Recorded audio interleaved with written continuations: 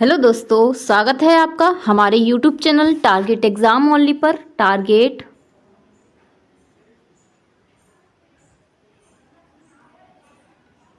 Exam only पर हैं आप।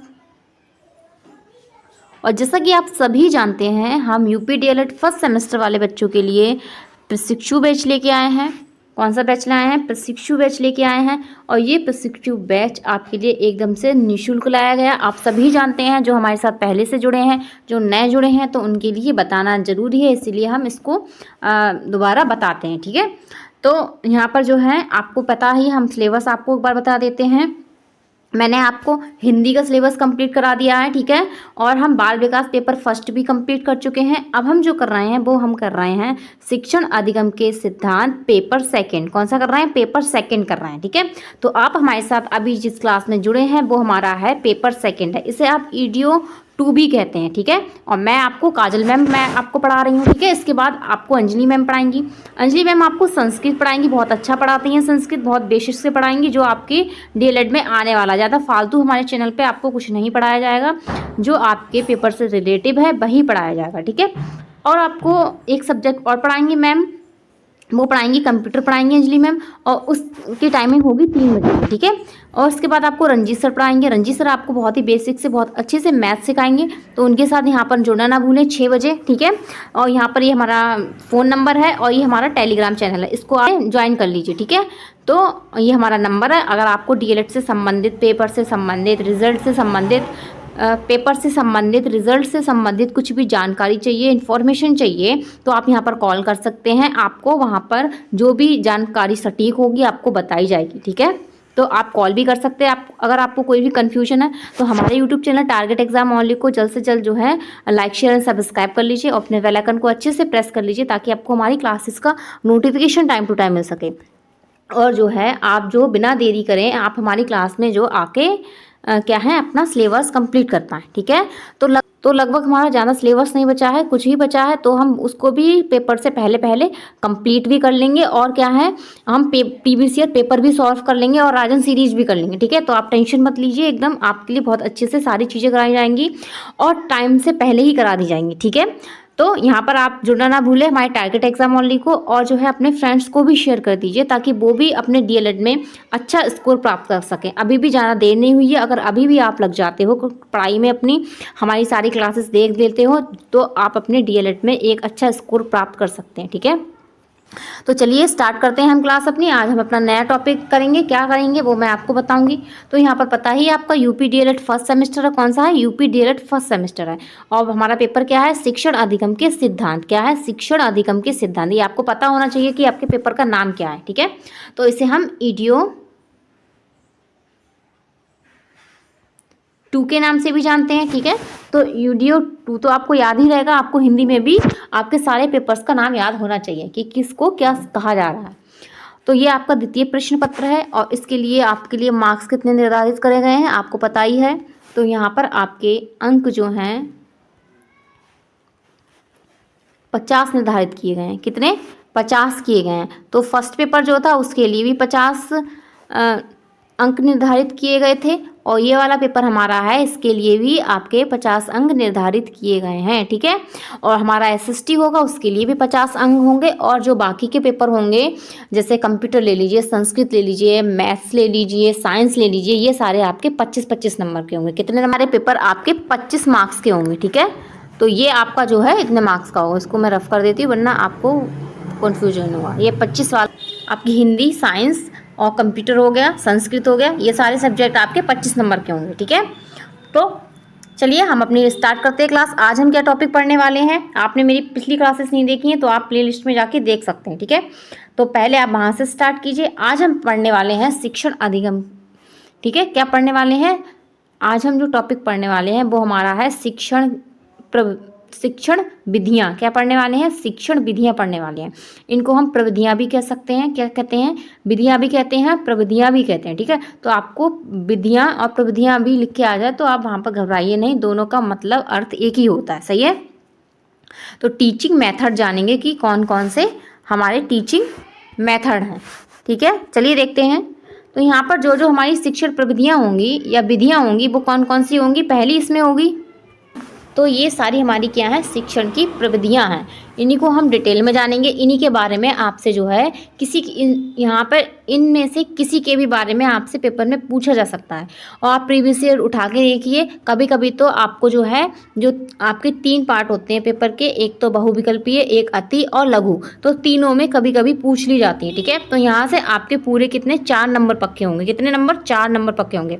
तो मेरे साथ इस क्लास में जुड़े रहिए। ये क्लास जो है हम इसको पार्ट में करेंगे। ठीक है, पार्ट 1 पार्ट 2, आज हमारा इसका पार्ट फर्स्ट होगा। ठीक है, तो इसमें कुछ प्रविधियाँ आज हम पढ़ेंगे और कुछ प्रविधियाँ हम नेक्स्ट क्लास में पढ़ेंगे। ठीक है, क्योंकि अगर ज़्यादा आप पढ़ेंगे तो आप भी बोर हो जाएंगे। ठीक है, तो मैं नहीं चाहती आप बोर हो, मज़े में आप पढ़िए एकदम से। ठीक है, तो पहले हमारी होगी प्रश्नोत्तर प्रविधि, इसके बाद विवरण प्रविधि, फिर वर्णन प्रविधि आती है, इसके बाद होती है व्याख्यान या भाषण प्रविधि। ठीक है, ऐसा नहीं है कि इसी सीक्वेंस में पढ़ना है, हम आगे पीछे भी थोड़ा बहुत हो सकती हैं, उससे कोई फ़र्क नहीं पड़ता। ठीक है, आपको मेन ये है कि आपको पता होना चाहिए कि व्याख्यान प्रविधि है क्या। ठीक है, कि ये क्यों और किस इसका मतलब कि उद्देश्य क्या है इसको लाने का। ठीक है, या उदाहरण प्रविधि क्या है, या वाद विवाद प्रविधि क्या है, और भी जो इम्पोर्टेंस है वो भी मैं आपको पढ़ाऊंगी। इसके अलावा भी हैं कुछ विधियाँ जो आपकी पूछी जाती हैं। ठीक है, लेकिन आपके सिलेबस में, मतलब कि आपको सिलेबस में नहीं दिखाई देंगी, लेकिन पूछी गई हैं उसके बारे में। ठीक है, तो 4th हमारी होगी व्याख्यान या भाषण प्रविधि, और फिर 5th है स्पष्टीकरण प्रविधि, और 6th इसमें है कहानी कथन प्रविधि, 7th इसमें होगी निःशुल्क एवं अवलोकन प्रविधि, और फिर उदाहरण होगी। ऐसे हमारी 11 नंबर, इसके बाद हमारी 9 नंबर आएगी खेल प्रविधि, फिर 10 नंबर भाषा प्रविधि, इसके बाद समूह परिचर्चा प्रविधि, प्रयोगात्मक कार्य प्रविधि, इसके बाद वाद विवाद प्रविधि, और इसके बाद कार्यशाला प्रविधि। क्या होगी, कार्यशाला प्रविधि होगी। तो इसको आप याद रखना कि कौन कौन सी प्रविधियाँ होती हैं, क्योंकि कभी आपसे पेपर में यही पूछ लिया जाएगा कि शिक्षण प्रविधियों के नाम बताइए। केवल अगर आपसे नाम पूछा जाएगा तो आप वहाँ पर ये सारी आपको प्रविधियाँ लिखनी पड़ेंगी। तो जिससे ज़्यादा लिखेंगे तो उतने अच्छे आपको मार्क्स मिलेंगे। ठीक है, क्योंकि टीचर को पता होगा कि इस बच्चे को सारी प्रविधियाँ पता हैं कि कौन कौन सी हमारी शिक्षण में प्रविधियाँ यूज हो रही हैं। ठीक है, कि टेक्निक्स ऑफ टीचिंग क्या है, टेक्निक्स ऑफ टीचिंग की कौन कौन सी टेक्निक्स के द्वारा जो है हम टीचिंग कर रहे हैं, हम शिक्षण कर रहे हैं, बच्चों को क्या है सिखा रहे हैं। ठीक है, ये वही प्रविधियाँ हैं। पहले हम इसका अर्थ जानेंगे, फिर परिभाषा जानेंगे, फिर इसके बाद धीरे धीरे हम क्या है आगे बढ़ेंगे प्रविधियों की तरफ। उसके बाद हम एक एक करके जो है सीक्वेंस वाइज, या ऊपर नीचे भी हो जाएगा तो उससे कोई प्रॉब्लम नहीं है। ठीक है, तो चलिए स्टार्ट करते हैं। तो हम देखेंगे, क्या देखेंगे, शिक्षण विधियों का अर्थ क्या है, शिक्षण विधियां हैं उनका अर्थ क्या है। पहले हम क्या जानेंगे, सबसे पहले इसका अर्थ जानेंगे कि आखिरकार ये है क्या। ठीक है, क्योंकि पहले हम किसी के बारे में जानेंगे नहीं तब तक हम उसके अन्य चीज़ों के बारे में भी समझ नहीं पाएंगे। तो शिक्षण विधियों का अर्थ या प्रविधियों का अर्थ। ठीक है, तो इसमें देखते हैं क्या है, जब एक शिक्षक अपनी विषय वस्तु को विद्यार्थियों के सामने जिस तरीके से प्रस्तुत करता है उसे क्या कहते हैं, शिक्षण विधि कहते हैं। ठीक है, क्या कहते हैं, शिक्षण विधि कहते हैं। अब जो मैं आपके सामने इस क्लास को प्रस्तुत कर रही हूँ तो इसमें बहुत सारी मैंने शिक्षण विधियों का प्रयोग किया है। ठीक है, तो बहुत सारी विधि होंगी, मैं इसमें आपको एग्जाम्पल भी दूंगी, यहाँ पर मैं आपको कुछ समझाऊंगी भी, कुछ उदाहरण के द्वारा भी समझाऊंगी। ठीक है, और बहुत सारी जो हैं काफ़ी प्रविधियों का कलेक्ट करके मैं एक जो है क्लास बनती है हमारी। ठीक है, जब आप टीचर बनेंगे, आप पढ़ाने जाएंगे तो आप वहाँ पर इन प्रविधियों का उपयोगिता समझेंगे कि किस तरीके से हम बच्चे को इन प्रविधियों के द्वारा इनका उपयोग करके जो है बच्चे को अच्छी शिक्षा प्रदान कर सकते हैं। ठीक है, और अपनी शिक्षण विधि जो होती है उसको हम उत्तम तरीके से बना के बच्चों के सामने प्रस्तुत करते हैं। सही है, आगे देखेंगे, शिक्षण विधि की सहायता से एक शिक्षक पाठ्य योजना को सरल, सुगम और रुचिकर बनाता है। जैसे कि मैंने आपको बताया कि मैंने इस क्लास में बहुत सारी आपकी शिक्षण विधियाँ या प्रविधियों का यूज किया है। इससे क्या होगा, इससे हमारी क्लास कैसी सरल है, सुगम है और रुचिकर है। आपको रुचि भी आएगी पढ़ने में, अगर मैं आपको कुछ बता रही हूँ क्या आएगी, रुचि भी आएगी। ठीक है, इसलिए क्या है, हम इस हमारी जो प्रविधियां हैं इनको हम पार्ट में करेंगे। अगर हम लगातार पूरी 14 प्रविधियां पढ़ेंगे तो आप भी बोर हो जाएंगे और मुझे भी आपको पढ़ाने में ज़्यादा इंटरेस्ट नहीं आएगा, ठीक है।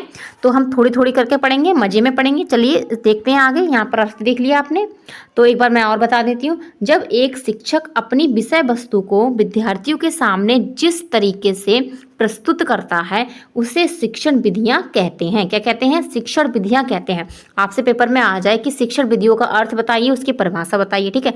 आपको शिक्षण विधियां तो पता होंगी, प्रश्न उत्तर विधि, ये सारी विधि, लेकिन अगर आपको उसका अर्थ नहीं पता है तो आप वो क्वेश्चन मिस कर जाएंगे, ठीक है। तो मैं नहीं चाहती आपका एक भी नंबर बेकार जाए। चलिए आगे बढ़ते हैं। अब हम इसकी कुछ परिभाषाएं देखते हैं। तो शिक्षण विधियां क्या है? परिभाषा। तो थिंक के अनुसार, किसके अनुसार? थिंक के अनुसार शिक्षक शिक्षण प्रविधियों के द्वारा शिक्षक शिक्षण प्रविधियों के द्वारा अपने छात्र को कार्य करने की योग्यता बनाता है और स्वयं पर दर्शाने में लग जाता है। किसमें? और स्वयं यह दर्शाने में लग जाता है कि इस कार्य को कैसे किया जाएगा, साथ ही इस बात के लिए सतर्क रहता है कि वे इसे करें, ठीक है। जब हम बच्चे को पढ़ा रहे हैं, हम अपनी क्लास में टीचिंग कर रहे हैं, बच्चे को कुछ समझा रहे हैं या सिखा रहे हैं, तो हम इन प्रविधियों का यूज करके क्या करेंगे? हम बच्चे को एक योग्य बनाने की कोशिश करेंगे कि वो योग्य बने, ठीक है। और उसको अच्छे से समझाएंगे और ये भी देखेंगे साथ साथ कि वो अच्छे से समझ पा रहा है, नहीं समझ पा रहा। अगर कोई कठिनाई आ रही है तो उसके लिए भी हम एक अलग प्रविधि होती है, वो हम अपनी क्लास में डिस्कस करेंगे कि कौन सी प्रविधि होती है। जब बच्चे के जीवन में समस्या आ रही है तो हम उसका यूज करके उसकी समस्या का सॉल्यूशन कर सकते हैं, ठीक है। तो अगले इसमें डेफिनेशन है, वो है MP माफेट के अनुसार। कौन सी? MP माफेट के अनुसार। तो शिक्षण प्रविधियों का प्रयोग शिक्षक द्वारा अध्ययन करने के लिए दिए गए निर्देशात्मक तरीकों में होता है। किसमें? निर्देशात्मक तरीकों में होता है। सही है। तो यहाँ पर आप इसकी परिभाषा भी समझ गए होंगे। अगर आपको आती है तो इसमें आप एक राइटर याद कर लीजिए, आप वहाँ पर लिख सकते हैं, ठीक है। आगे हम चलते हैं। यहाँ पर हम देखेंगे शिक्षण प्रक्रिया में प्रयोग होने वाली प्रमुख शिक्षण विधियाँ जो हैं वो निम्नलिखित हैं। अब हम ये जानेंगे कि अब हम यहाँ पर ये जानेंगे जो विधियाँ हैं, जो प्रविधियाँ हमारे जो शिक्षण में उपयोग होती हैं, इसको लाने वाले कौन है, इसके जन्मदाता कौन है, ठीक है। तो पहली इसमें है प्रश्नोत्तर विधि। क्या है? प्रश्नोत्तर विधि। इसको लाने वाले कौन है? ये है सुकरात। ये क्या है? इसके जनक है, ठीक है। प्रश्नोत्तर विधि के आपसे जनक पूछे जाएं कि प्रश्नोत्तर विधि के जनक कौन है? प्लेटो, सुकरात, अरस्तु, ठीक है। तो वहाँ पर आपको क्या बताना है? सुकरात है। तो ये आपको एक नंबर में क्वेश्चन बन सकता है ऐसे। तो सारी विधियों के हम यहाँ पर जानेंगे कि जन्मदाता कौन है, ठीक है, कि इसके जनक कौन है विधि के। इसके बाद सेकंड है संवाद विधि। कौन सी? संवाद विधि। तो इसको लाने वाले कौन है? प्लेटो हैं। और आपकी आगमन विधि और निगमन विधि, इन दोनों को ही लाने वाले कौन है? अरस्तु हैं। क्या है? अरस्तु हैं, ठीक है। कौन है? तो आगमन विधि और निगमन विधि के राइटर को लाने वाले जन्मदाता कौन है? अरस्तु हैं। इसके बाद फिफ्थ हमारी जो है प्रोजेक्ट विधि, ठीक है। क्या है? प्रोजेक्ट विधि। तो प्रोजेक्ट विधि आपको पता ही होगा, प्रोजेक्ट विधि के द्वारा जो है बच्चों को हम शिक्षा देते हैं। तो इस विधि को कौन लाया था? इसको लाया था किलपैट्रिक। कौन लाए थे? किलपैट्रिक लाए थे। बहुत सारी विधियां हैं, सबके जन्मदाताओं के बारे में जानेंगे, कोई भी पूछ ली जा सकती है आपसे। तो डाल्टन विधि। क्या है? डाल्टन विधि। तो डाल्टन विधि को लाने वाले कौन है? तो डाल्टन विधि को लाने वाली मिस हेलन पार्क्स हसर्ट है, ठीक है। पार्क हसर्ट है, ठीक। तो डाल्टन विधि को लाने वाले ये हैं। तो आगे देखते हैं। इसमें आप अगर हेलन भी याद रखते हैं तो आप मिस हेलन भी याद रखते हैं तो भी कोई दिक्कत नहीं है, ठीक है।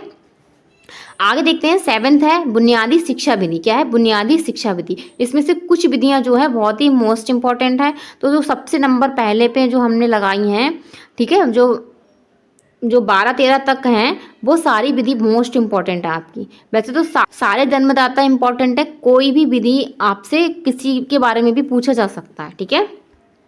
तो इसके कौन है? महात्मा गांधी जी हैं। तो यहाँ पर जो बुनियादी शिक्षा है इसके बारे में भी आपको पूछा जाता है, ठीक है। तो अगली हम देखेंगे, जो अगली हमारी है वो है माउंटेंसरी विधि। कौन सी है? माउंटेंसरी विधि। इसको लाने वाली कौन है? इसको लाने वाली है मिस मरिया माउंटेंसरी। ठीक है, तो इनका नाम जो है ज़्यादा टफ नहीं है, माउंटेंसरी विधि से ही आप माउंटेंसरी जी का नाम याद कर सकते हैं। ठीक है, 9 नंबर देखते हैं। 9 नंबर है प्रयोगात्मक विद्यालय। क्या है? प्रयोगात्मक विद्यालय। तो इसको लाने वाले कौन है? जॉन ड्यूबी हैं। कौन है? जॉन ड्यूबी हैं। इसके बाद 10 नंबर है अन्वेषण या खोज विधि। क्या है? अन्वेषण को ही हम खोज विधि कहते हैं। इसको लाने वाले कौन है? इसके जन्मदाता हैं वो हैं आर्मस्ट्रॉन्ग। कौन है? आर्मस्ट्रॉन्ग है। ठीक है, तो यहाँ पर ये इसको लाने वाले हैं। अगली बार देखते हैं। इसके बाद हम देखेंगे खेल विधि। 11 नंबर हमारी खेल विधि। इसको लाने वाले कौन है? इसके जन्मदाता हैं कल्डवेल कुक और लावेल। कौन है? कल्डवेल कुक और लावेल हैं। ठीक है, इसके बाद है 12 नंबर है। 12 नंबर है किंडरगार्टन विधि। क्या है? किंडरगार्टन विधि। इसको लाने वाले कौन है? इसके जन्मदाता हैं फ्रोवेल हैं। तो ये आपकी मोस्ट इंपॉर्टेंट विधि है। क्या है? मोस्ट इंपॉर्टेंट विधि है। तो इनके बारे में जो है आपसे पूछा जाता है। ठीक है, तो यहाँ पर इसके बारे में, तो किंडरगार्टन के बारे में आपको पता होना चाहिए। और ये सारी विधियां आपकी सीटेट में भी पूछी जाती हैं और बाकी जो टीचिंग एग्जाम होते हैं उनमें भी इम्पोर्टेंट है। ठीक है, तो इनको आप अच्छे से पढ़ लीजिए। अगर आप एक बार में पढ़ लेंगे तो आपको दोबारा अगर जब सीटेट देंगे तो उसमें ज़्यादा पढ़ने की ज़रूरत नहीं पड़ेगी। ठीक है, तो हम आगे चलते हैं। इसके बाद और विधियाँ हैं कुछ, उनके बारे में जानेंगे। 13 नंबर है मूल्यांकन विधि। कौन सी? मूल्यांकन विधि। तो इसके जन्मदाता हैं JS राइस। क्या है? JS राइस हैं।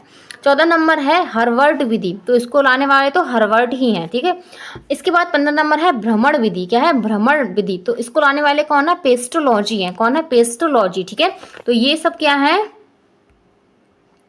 जनक है। ठीक है, इन विधियों के लाने वाले क्या हैं? जनक हैं। इसके बाद 16 नंबर है प्रश्नावली विधि। कौन सी? प्रश्नावली विधि। इसको लाने वाले कौन है? वुडवर्थ हैं। कौन है? वुडवर्थ हैं। ठीक है, तो यहाँ पर ये कौन है? जनक है। आगे हम चलते हैं। यहाँ पर आप समझ गए होंगे कि किस विधि को लाने वाले कौन जन्मदाता हैं। ठीक है, कि किसके द्वारा कौन सी विधि लाई गई है। अब हम जानेंगे एक एक करके इन सारी विधियों, जो भी हम अब यहाँ पर हम एक एक करके जो है विधियों के बारे में जानेंगे। तो सबसे पहले हमारी यहाँ पर विधि आएगी।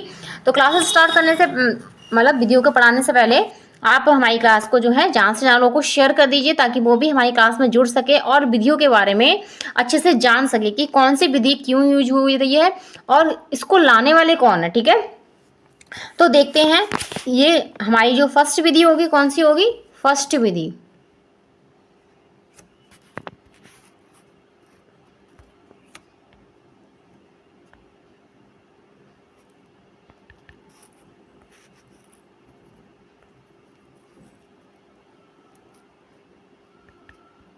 तो हमारी कौन सी नंबर की विधि है? ये हमारी पहली नंबर की विधि है। ठीक है, फर्स्ट विधि होगी हमारी। तो कौन सी है? प्रश्नोत्तर प्रविधि। प्रविधि कहिए या केवल विधि कहिए। क्या है? या तो आप इसको प्रविधि कहिए या आप इसको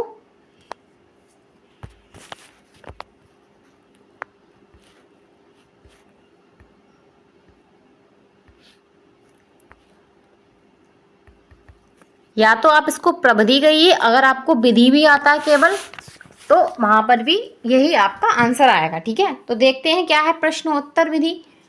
तो जिज्ञासा मानव स्वभाव की पहचान है। क्या है? जिज्ञासा मानव स्वभाव की क्या होती है? पहचान होती है। तो आपको पता ही है, आप भी बहुत जिज्ञासु होंगे।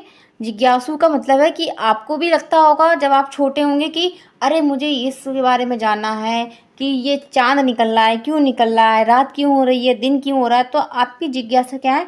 शुरू से ही जो है मानव में रहती हैं। ये उसका क्या होता है? स्वभाव होता है, उसकी पहचान होती है। ठीक है, आगे देखते हैं। सदियों से मानव ने अपनी जिज्ञासा को शांत करने के लिए नित्य नए प्रयोग किए और आविष्कारों से ज्ञान जगत को समृद्ध किया है। कैसा किया है? समृद्ध किया। आज आपने देखा होगा, हमने इतने आविष्कार कर लिए हैं, हमने इतने प्रयोग कर लिए हैं कि हम कहाँ तक पहुँच गए? हम चांद तक पहुँच गए हैं। ठीक है, तो ये क्या है? ये हमारी क्या है? जिज्ञासा ही तो है जो हमें चांद तक ले गई है। ठीक है, आगे हम देखते हैं। जिज्ञासा ही प्रश्न पूछने का मूल रूप होती है। तो शिक्षणकार को शिक्षण कार्य की शुरुआत प्रश्न विधि से किया जाता है। क्या करते हैं, जब हम प्रश्न विधि, बच्चे हमसे प्रश्न विधि करते हैं, अगर बच्चे छोटे होते हैं तो घर में अपने पेरेंट्स से करते हैं, ठीक है। जब उनकी पहली शिक्षक बच्चे की क्या होती है, माँ होती है, तो बच्चे क्या करते हैं, माँ से प्रश्न करते हैं। तो जब बच्चा सबसे पहले जब शिक्षा ग्रहण करता है तो सबसे पहले क्या करता है, उसकी शुरुआत ही प्रश्न उत्तर से होती है, ठीक है। तो जो शिक्षक अपनी समस्त शिक्षण योजना को नियोजित स्वरूप दे सकता है, क्या है, नियोजित स्वरूप दे सकता है, वास्तव में वही क्या होता है, वही जो है अच्छी उत्तम शिक्षा कहेंगे आप, ठीक है। नियोजित रूप दे सकता है। एक शिक्षक ही बच्चे की जो शिक्षा है उसमें क्या है, एक अच्छा आकार दे सकता है, एक रूप दे सकता है, ठीक है। तो शिक्षक के ऊपर ही डिपेंड होता है कि बच्चा किस तरीके से बनेगा आगे जाके, सही है। तो आगे हम देखते हैं, वास्तव में इस प्रविधि का जन्मदाता कौन है। अभी हमने डिस्कस किया था, कौन है, सुकरात जी हैं, ठीक है। कौन है, सुकरात हैं। तो इन्होंने इनके 3 शोप बताए हैं। आपसे पूछे जाएंगे पेपर में कि प्रश्नोत्तर विधि के शोप बताइए, तो आपको पता नहीं होंगे, तो शोप भी इम्पॉर्टेंट है, आपको बस पता होना चाहिए कौन कौन से शोप होते हैं, ठीक है। तो पहला इसमें है निरीक्षण, फिर है अनुभव, इसके बाद क्या है, परीक्षण, ठीक है। पहले हम बच्चे का निरीक्षण करते हैं, क्या करते हैं, निरीक्षण करते हैं, पहले उसकी जांच करते हैं कि बच्चा वो कैसा है। तो हमने इससे पहले वाली क्लास में हमने डिस्कस किया था कि हम बच्चे से क्या है, उसके जो उसे पता होता है उससे रिलेटिव हम उससे क्वेश्चंस पूछते हैं, ठीक है, उसके पूर्व ज्ञान का अवलोकन करते हैं, तो यही क्या होगा, निरीक्षण होगा।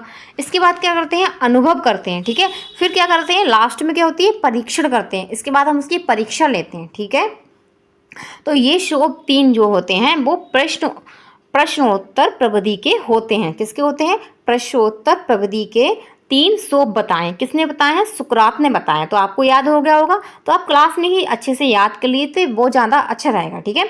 तो आप नोट्स बनाइए, आप केवल की पॉइंट्स लिखिए, आप पूरा मत लिखिए मान लीजिए, ठीक है। तो आप की पॉइंट्स लिखिए, हमारी PDF आपको मिल ही जाएगी, तो आप हमारी जो है PDF से पढ़ सकते हैं, ठीक है। तो टेंशन लेने की बिल्कुल भी ज़रूरत नहीं है। और भी जानेंगे प्रश्नोत्तर विधि के बारे में, जो भी क्वेश्चन आपके बनते हैं। इसके बाद आगे देखेंगे किसके अनुसार, पार्कर के अनुसार। पार्कर के अनुसार इन्होंने क्या कहा है कि प्रश्न आदत कौशल के स्तर से ऊपर उठाकर समस्त क्रियाओं की कुंजी है। प्रश्न क्या है, आदत कौशल के स्तर से ऊपर उठकर, क्या है, ऊपर उठकर समस्त क्रियाओं की कुंजी है। तो उन्होंने क्या है, प्रश्न को समस्त क्रियाओं की कुंजी कहा है, ठीक है। आपसे क्वेश्चन में पूछा जाएगा प्रश्न प्रविधि को या प्रश्न विधि को सभी क्रियाओं की कुंजी किसने कहा है, तो किसने कहा है, पार्कर ने कहा है। किसने कहा है, पार्कर ने कहा है। आपको पता होना चाहिए, आए ना आए ये टीचर की मर्जी है, ठीक है। आगे हम देखेंगे, इसके बाद हम जानेंगे शिक्षण विधि का महत्व, किसकी उपयोगिता क्या है, क्यों हम बच्चों को क्या है इस विधि के द्वारा समझाएं या पढ़ाएं से, ठीक है। तो इसमें क्या है, जिज्ञासा, क्या है, पहले क्या है, जिज्ञासा। मैं इसलिए एक जो 1 लाइन में लिख के लाई हूँ क्योंकि अब आप समझ आना है आपको। अगर इसके ये हेडिंग्स भी याद रहेंगी तो आप उसको लिख सकते हैं, ठीक है। अगर मैं इसमें लिख के लाती कि जिज्ञासा बच्चे के प्रश्नोत्तर प्रविधि में क्या है, महत्व है, ठीक है। उसके बालक के चिंतन में प्रश्नोत्तर विधि का महत्व है। तो ऐसे लिखने से अच्छा तो मैं आपको एक एक लाइनिंग में बता दे रही हूँ, इससे आपको भी जल्दी याद होगा और आप भी क्या है अच्छे से समझ पाएंगे। तो हम समझाएंगे आपको और क्या है, आप समझे अच्छे से। तो जिज्ञासा, बच्चे के अंदर प्रश्नोत्तर विधि के द्वारा हम उसके अंदर जिज्ञासा उत्पन्न कर सकते हैं। वो बहुत सारे क्वेश्चंस पूछेगा, उसकी जितने क्वेश्चंस के आप उससे आंसर देते रहेंगे उसकी और जिज्ञासा बढ़ती रहेगी। अगले दिन वो आके आपसे और भी नए नए क्वेश्चन करेगा।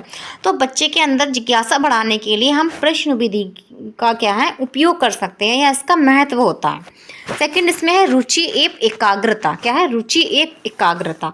तो बच्चे में अगर प्रश्न विधि का जो है प्रश्न विधि द्वारा शिक्षण हो रहा है तो उसके अंदर रुचि भी आएगी और एकाग्रता भी उसके अंदर बढ़ेगी। और क्या होगा, चिंतन होगा। बच्चा क्या करेगा, चिंतन करेगा। जैसे मान लीजिए एक क्वेश्चन बच्चे ने आपसे पूछा, ठीक है, तो आप उसको एक क्वेश्चन देंगे कि हम आपको ये क्वेश्चन दे रहे हैं, आप इसका आंसर ढूंढ के लाना। तो इससे क्या है, बच्चा चिंतन करेगा, सोचेगा, विचारेगा कि टीचर ने ये क्वेश्चन पूछा है, और भी 2-4 लोगों से पूछेगा कि मम्मी या कोई भी उसकी फैमिली में होंगे या अदर होंगे, कहेगा कि ये क्वेश्चन हमारे टीचर ने पूछा, इसका आंसर क्या हो सकता है। तो इस तरीके से बच्चे का क्या है, चिंतन शक्ति का भी क्या होगा, विकास होगा। ठीक है, बच्चे की चिंतन शक्ति में भी वृद्धि होगी।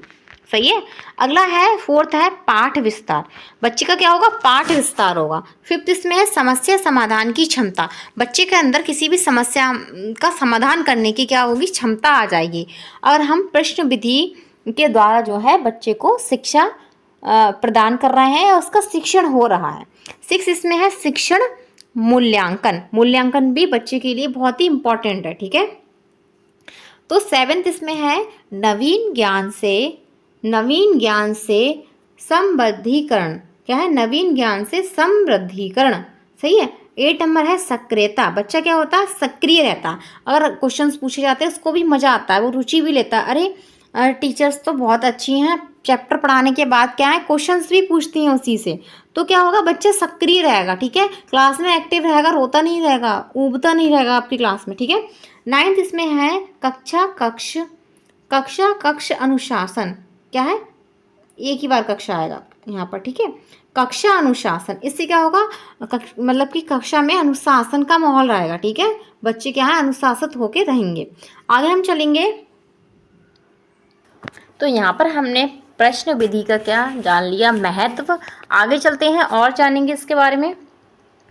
इसके बाद जानेंगे कैसे प्रश्न प्रविधि शिक्षण को सहज व क्रमबद्ध करती हैं। इसके लिए कुछ बातें जानना जरूरी है। तो जो है कौन कौन सी चीज़ों का हमें ध्यान रखना चाहिए अगर हम जो है प्रश्न जो हैं ले रहे हैं, बच्चे को सिखा रहे हैं प्रश्न उत्तर के द्वारा। ठीक है, तो देखेंगे पहला इसमें है प्रश्न सरल और स्पष्ट हो। कैसे हो, प्रश्न सरल और स्पष्ट हो। आपसे क्वेश्चन में पूछा जाएगा कि कौन कौन सी बातों को प्रश्न प्रविधि जब शिक्षण हम कर रहे हैं तो किन किन बातों का हमें ध्यान रखना चाहिए। ठीक है, तो वहाँ पर आप ये लिख सकते हैं कि प्रश्न सरल और कैसे हो, स्पष्ट हो। ठीक है। सेकंड इसमें पाठ्य वस्तु से संबंधित हो। ऐसा नहीं है आपने चैप्टर कोई और पढ़ाया है और क्वेश्चंस किसी और के पूछ लिए हैं, तो वहाँ पर ये सही नहीं होगा। अगला है कि प्रश्न संपूर्ण कक्षा में किए जाएं। ऐसा नहीं है कि आपने एक जो बहुत ही इंटेलिजेंट बच्चा है उसको उठा के उससे ही प्रश्न पूछ लिए, तो ऐसे क्वेश्चन हमें पूछना है बच्चों से कि वो पूरी कक्षा के लिए हों। सही है। आगे देखते हैं, अगला है प्रश्न पूर्व ज्ञान से जुड़ते हुए पाठ का विस्तार करने वाले हों। ठीक है, तो ऐसे प्रश्नों को हमें जो है ध्यान में रखना है, ऐसे प्रश्नों का हमें उपयोग करना है जो बच्चे के पूर्व ज्ञान से भी जुड़े हुए हों और जो हमने चैप्टर पढ़ाया है उससे भी जुड़े हुए हों। ठीक है। अगला पॉइंट इसमें है प्रश्न शिक्षण स्तर के अनुकूल हों। क्या हो, प्रश्न शिक्षण स्तर के अनुकूल हों। आप फर्स्ट क्लास वाले बच्चे से 5th क्लास का क्वेश्चन पूछेंगे तो आप वो कैसे बता पाएगा। ठीक है, तो यहाँ पर बच्चे के स्तर के अनुसार ही होना चाहिए। जैसे मैं आपको बीटीसी क्या पढ़ा रही हूँ, अब यहाँ पर मैं आपको IAS PCS लेवल का क्वेश्चन पूछ लूँ तो आप बता पाएंगे, नहीं बता पाएंगे। सही है। तो आगे चलते हैं, ऐसे कुछ की पॉइंट्स और हैं इसके। तो इसके बाद है प्रश्न में क्रमबद्धता हो। कैसा हो, क्रमबद्धता हो। ठीक है, तो बच्चों को जो हम प्रश्न कर रहे हैं तो क्रम से पूछेंगे। ऐसा नहीं है एक हमने जो ऑब्जेक्टिव टाइप्स को क्वेश्चन पूछ लिया उसको हमने ऑब्जेक्टिव देख लिया, इसके बाद हम तुरंत लघु पे आ गए, तो हमें ऐसे नहीं पूछना है। हमें जो है क्रम तरीके से प्रॉपर क्रम होना चाहिए प्रश्न का, ऐसे पूछने हैं हमें। अगला इसमें पॉइंट है शिक्षक को विषय का संपूर्ण ज्ञान हो। अगर मान लीजिए आप किसी चैप्टर के बारे में बच्चे से पूछने जा रहे हैं प्रश्न, ठीक है, और आपको उसका ज्ञान ही नहीं है, तो आपको बच्चे को उत्तर देने के लिए भी तो कुछ पता होना चाहिए। तो वहाँ पर जो है आपको पूर्ण ज्ञान होना चाहिए। तो शिक्षक को उस विषय के बारे में पूर्ण जानकारी होना चाहिए। बच्चे ने कुछ और क्वेश्चन पूछ लिया तो आपकी तो बेइज्जती हो जाएगी क्लास में, तो ऐसा हमें नहीं करना। अगर हम क्लास में जा रहे हैं तो हमें उस चैप्टर के बारे में पता होना चाहिए। इन बातों का क्या है, हम ध्यान रख के कक्षा शिक्षण को अच्छा बना सकते हैं और जो है इन प्रश्नों से जो है हम अपनी क्लास को भी अच्छा बना सकते हैं, अपने बच्चे का भी भविष्य अच्छा कर सकते हैं। आगे देखते हैं, प्रश्न के माध्यम से चलने वाला शिक्षण प्रभावशाली होता है। प्रश्न के माध्यम से चलने वाला शिक्षण प्रभावशाली होता है। तो आगे देखते हैं कि प्रश्न के माध्यम से चलने वाला शिक्षण प्रभावशाली होता है, या यूँ कहें कि प्रश्न शिक्षक के लिए अच्छे साथी के रूप में सहयोग करते हैं। कैसे करते हैं? सहयोग करते हैं। इससे हमें ये भी पता चलता है कि बच्चे को हमने जो सिखाया है कितना समझ में आया है, ठीक है।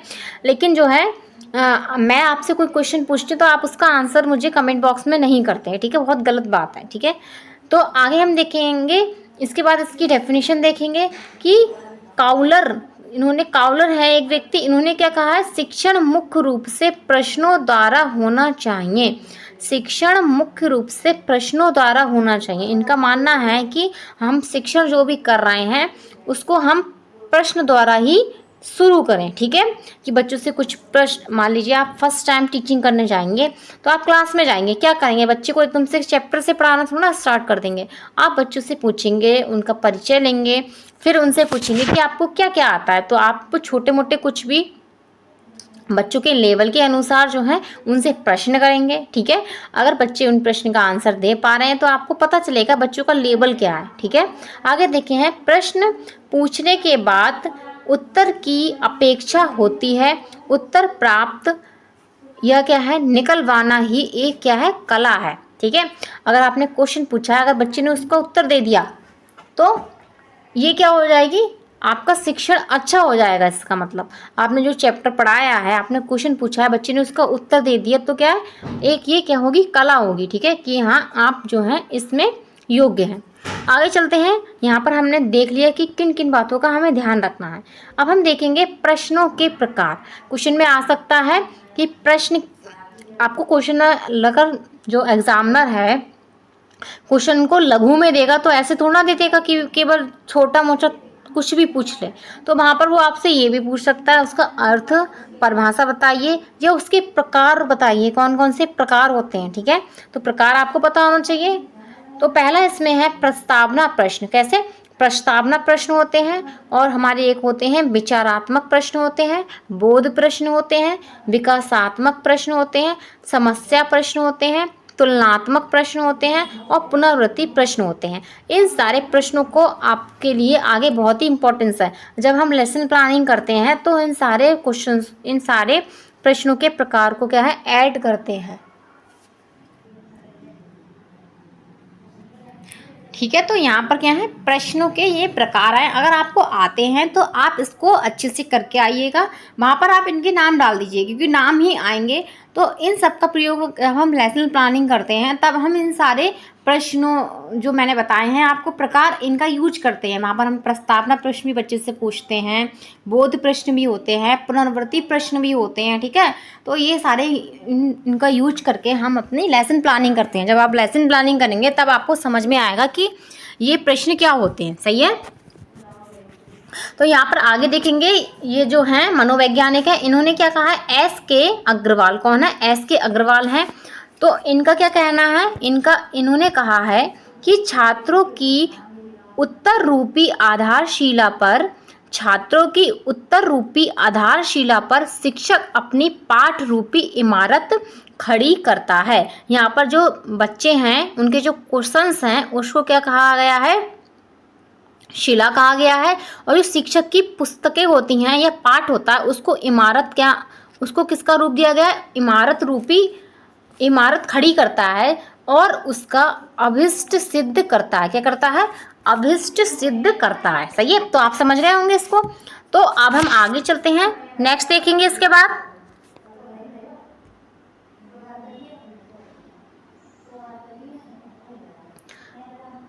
तो आपको क्लास कैसी लग रही है? अच्छी लग रही है तो लाइक शेयर एंड सब्सक्राइब करते रहिए, और अपने बेल आइकन को अच्छे से प्रेस करिए ताकि आपको हमारा नोटिफिकेशन टाइम टू टाइम मिल सके, ठीक है।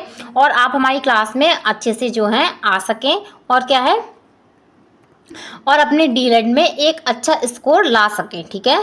तो जो है हमारी क्लास को अपने दोस्तों को शेयर कीजिए, और देखने के बाद कमेंट बॉक्स में कमेंट जरूर कीजिएगा। मुझे पता चले आपको समझ में आ रहा है और नहीं आ रहा है, तो मैं और अच्छे से आपको समझाने का प्रयास करूँगी, ठीक है। वैसे मेरी कोशिश यही रहती है कि आपको अच्छे से समझा पाऊँ मैं, सही है। आगे हम चलते हैं इसके बाद।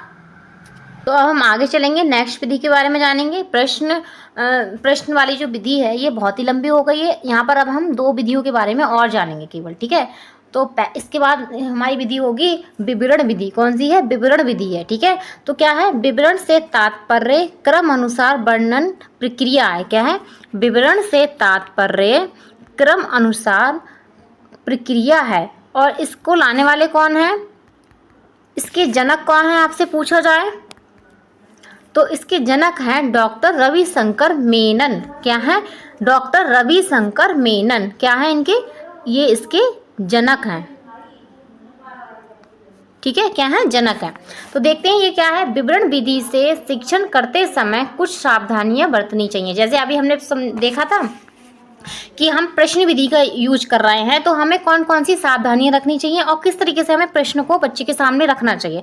ऐसे ही विवरण विधि का जब हम प्रयोग करते हैं तो वहां पर कौन कौन सी सावधानियां रखनी चाहिए, हमें ये पता होना चाहिए, ठीक है।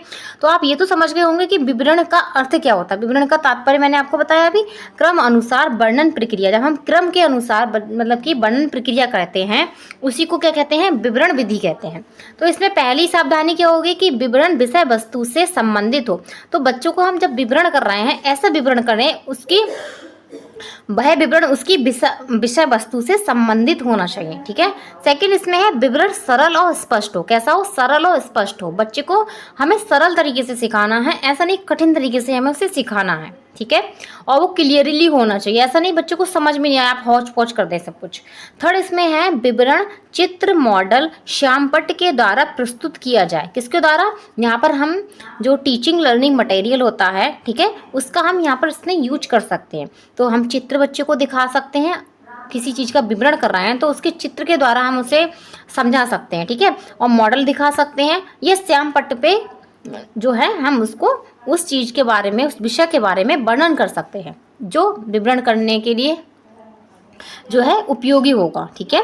आगे देखते हैं। फोर्थ है विवरण अत्यधिक रूप से बड़ा ना हो, खंडों में प्रयुक्त हो। जब हम विवरण कर रहे हैं, जब हम क्रम अनुसार करेंगे तो क्या हो? विवरण ज़्यादा बड़ा नहीं होना चाहिए। जैसे हम जो इस क्लास में जो हमारी विधियाँ हैं, शिक्षण की विधियां हैं, इसको हम क्या है पार्ट टू पार्ट डिवाइड करके पढ़ेंगे, ठीक है। अगर मैं एक क्लास में आपको 14-15 विधियां बताऊंगी तो आपको समझ में भी नहीं आएगा और आप रुचि भी नहीं लेंगे क्लास में, ठीक है।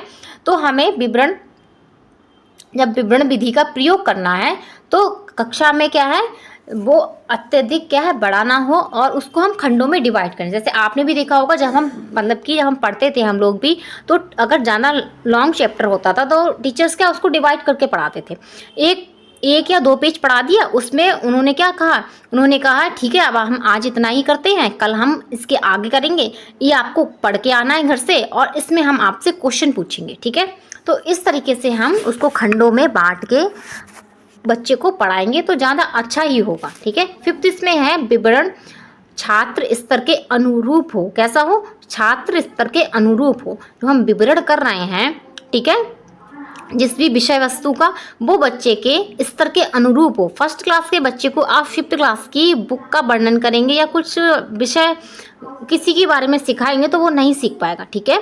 तो अब हम आगे चलते हैं। इसके बाद आगे हम देखेंगे, यहाँ पर हमने विवरण विधि देखी, अब इसकी उपयोगिता देखेंगे। इसकी उपयोगिता क्या है? अनुनायों को मूर्त रूप, क्या है? अनुनायों का क्या हो? मूर्त रूप हो। सेकंड इसमें बोध विस्तार हो। कैसा हो? बोध विस्तार हो। थर्ड इसमें है तथ्यात्मक ज्ञान हो। जब हम विवरण कोई विधि को यूज कर रहे हो तो ऐसा ज्ञान बच्चे को दें वो तथ्यात्मक ज्ञान हो, उसका कुछ तथ्य हो, ठीक है। फोर्थ है मानसिक क्षमता।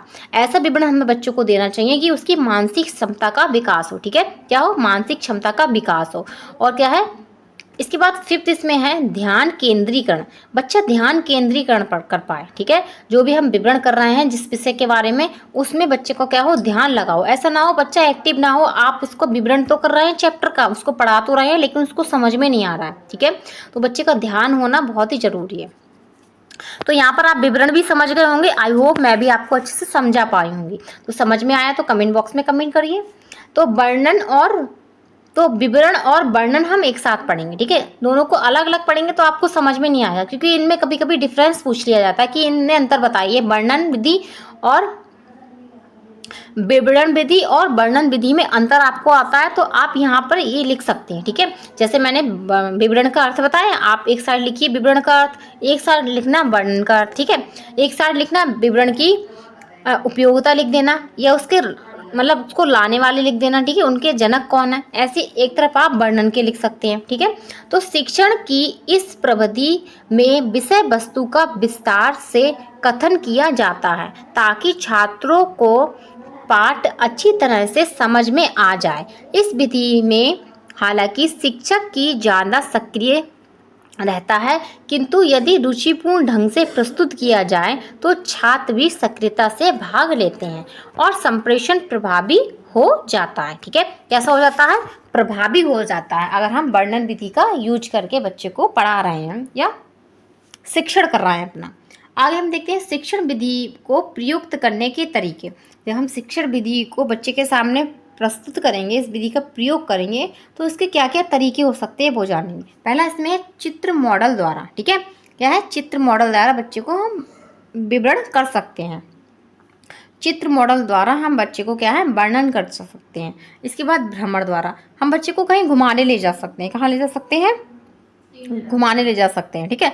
इसके बाद है करके प्रयोग द्वारा। क्या है? करके प्रयोग द्वारा। तो करके प्रयोग द्वारा भी हम वर्णन विधि का अपने शिक्षण में यूज कर सकते हैं, सही है। तो आप यहाँ पर विवरण और वर्णन दोनों समझ गए होंगे। कभी कभी इसमें अंतर आता, तो इसलिए इन दोनों को हम साथ में पढ़ा रहे हैं, सही है। तो यहाँ पर हमारी क्लास कंप्लीट होती है। नेक्स्ट क्लास में हम नेक्स्ट विधि के बारे में जानेंगे। कल हमारी विधि नेक्स्ट होगी, तो वहाँ पर आप आना ना भूलें, ठीक है। तो यहाँ पर हमारे यूट्यूब चैनल टारगेट